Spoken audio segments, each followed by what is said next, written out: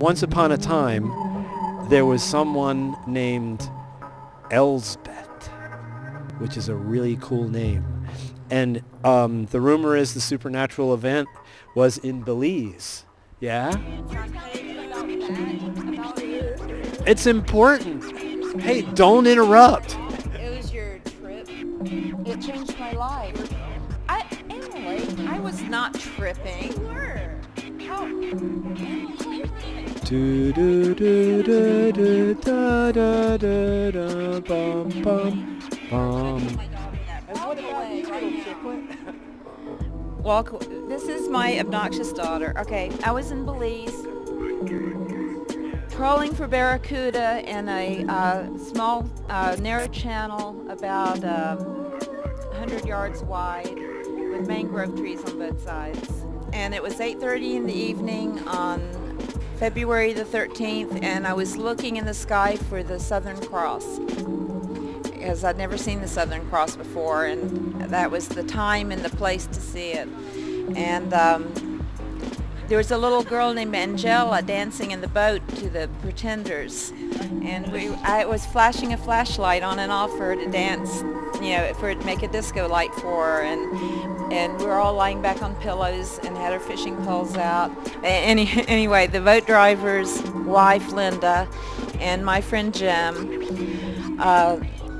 we were all relaxed, and I realized that I'd never seen a jet fly over Belize at night, and I brought that fact to Vito, the boat driver's attention. Stop that. Oh, it was your cigarette. And anyway, Vito said, wait a second, grabbed a flashlight from my hand and started flashing it on and off at this thing that appeared to be a jet. It was like a jet that was so high that you couldn't hear the sound, just a silent little ball of light going past, nothing unusual.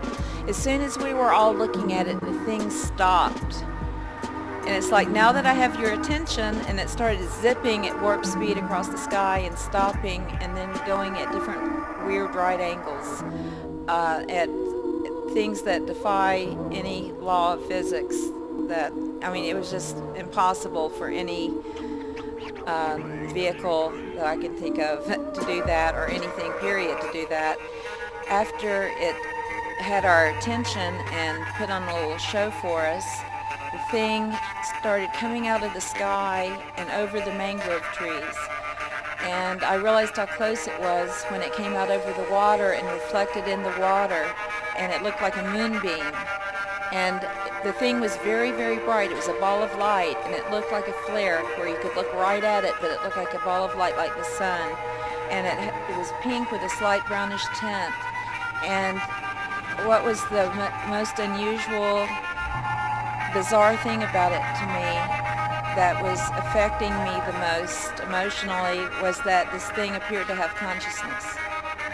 And anyway, when it got to be about 10 feet from our boat, and there were no other boats around, I felt fear. I thought, what about the Bermuda Triangle? What about these boats people have found empty?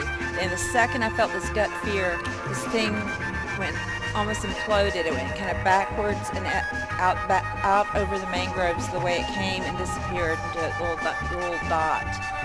And later, Fido and Linda told me they had been walking their bikes at the airstrip and had seen a similar one that just kind of hung out with them.